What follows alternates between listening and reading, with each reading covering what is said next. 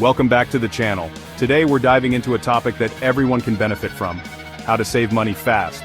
Whether you're saving for a down payment on a house, trying to get out of debt, or just want to be more financially secure, these tips will help you reach your goals. I've used these strategies myself to save hundreds of thousands of dollars over the years, and I'm confident they can work for you too. Let's get started. The first step to saving money is knowing where your money is going. You might be surprised how much you're spending on things you don't even need or use. I was shocked to see how much I was wasting on eating out and subscription boxes I barely used. Apps like Mint, Personal Capital, or your bank's app can help you track spending automatically. I use Personal Capital because it also tracks my investments. After a few months, you'll see patterns in your spending habits. You'll see where you're overspending and where you can cut back. For example, you might discover you're spending $300 a month on eating out. That's $3,600 a year. Could you cut that back to $150 a month and save $1,800 a year? Absolutely. The key is to be honest with yourself and make changes. It's about being mindful of where your money is going. We've all been there. You're scrolling through Instagram or browsing Amazon, and you see something you just have to have. Before you know it, you've clicked the Buy Now button. This is an impulse purchase, a big enemy of saving money. These small purchases add up over time. Create a budget and plan your spending. Write down your income and expenses. Allocate money, prioritizing needs over wants. When tempted, ask yourself, do I really need this? If not, walk away. You'll forget about it soon. I know, budgeting doesn't exactly sound exciting, but trust me, budgeting is a powerful tool for saving money. Think of your budget like a financial roadmap. It helps you track spending, cut back, and reach your goals. Find a budgeting method that works for you. One popular method is the 50/30/20 budget. Allocate 50% to needs, 30% to wants, and 20% to savings. Set up automatic transfers to your savings account. Out of sight, out of mind, right? Now that you've got a handle on your spending and you've created a budget, it's time to start cutting the fat. This means identifying and eliminating unnecessary expenses that are draining your bank account. Take a close look at your spending tracker and see if there are any recurring subscriptions or memberships you're not using. That gym membership you signed up for but never use, cancel it. That streaming service you only watch a couple times a month, ditch it. You can also look for ways to reduce your essential expenses. Can you negotiate a lower rate on your car insurance or your cell phone bill? Can you find a cheaper internet provider? You might be surprised how much you can save by simply making a few phone calls. Another area where people tend to overspend is on groceries. Meal planning can be a game changer here.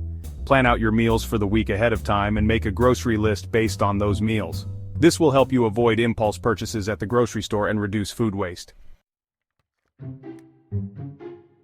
Saving money without having a clear goal in mind is like driving without a destination.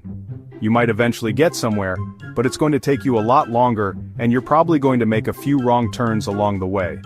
Setting specific, measurable, achievable, relevant, and time-bound, smart financial goals gives you something concrete to work towards and helps you stay motivated. Do you want to save for a down payment on a house? Great. How much do you need to save, and by when do you want to achieve this goal? Once you have a specific goal in mind, you can break it down into smaller, more manageable milestones. For example, if your goal is to save $20,000 for a down payment in 2 years, that means you need to save $833 per month. Seeing it broken down like this makes it feel much more achievable, right? Remember, your goals can be anything you want them to be, as long as they're meaningful to you. The important thing is to have a plan and to track your progress along the way.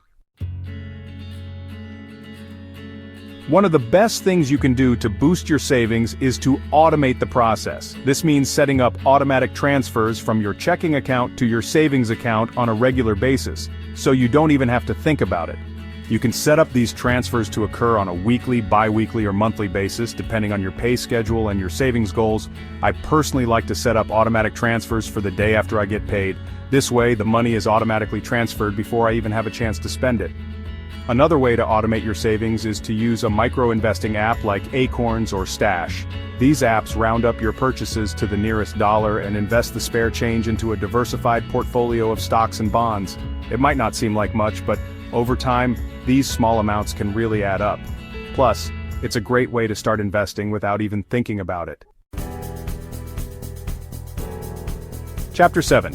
Meal planning, your wallet's new best friend. Remember how we talked about cutting back on unnecessary expenses? Well, food is often one of the biggest culprits. It's easy to get caught up in the convenience of takeout and eating out, but it can really put a dent in your budget. That's where meal planning comes in. By planning out your meals for the week ahead of time, you can save money on groceries, reduce food waste, and make healthier choices. Start by browsing recipes online or in cookbooks, and choose meals that appeal to you and fit within your budget. Once you have your meals planned out, create a grocery list based on the ingredients you'll need. When you go to the grocery store, stick to your list and avoid impulse purchases.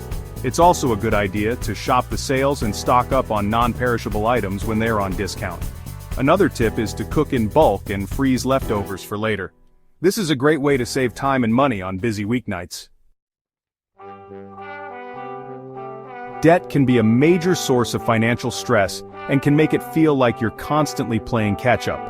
If you're serious about saving money, it's important to tackle your debt head-on. Start by making a list of all your debts, including the balances, interest rates, and minimum payments.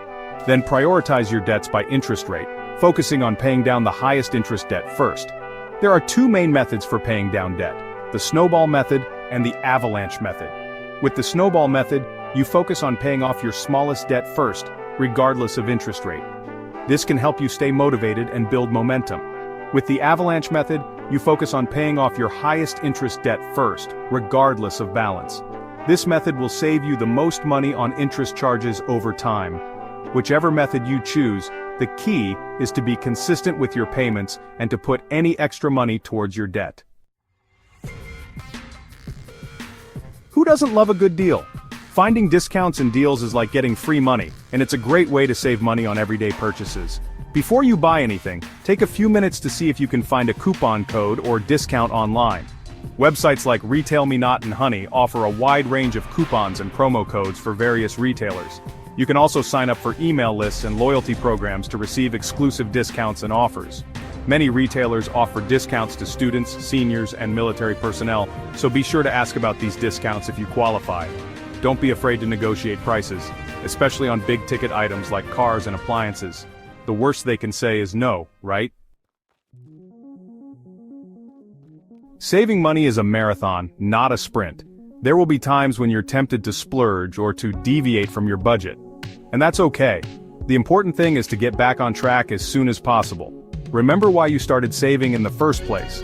Visualize yourself achieving your financial goals and use that as motivation to stay on track. Celebrate your progress along the way, no matter how small.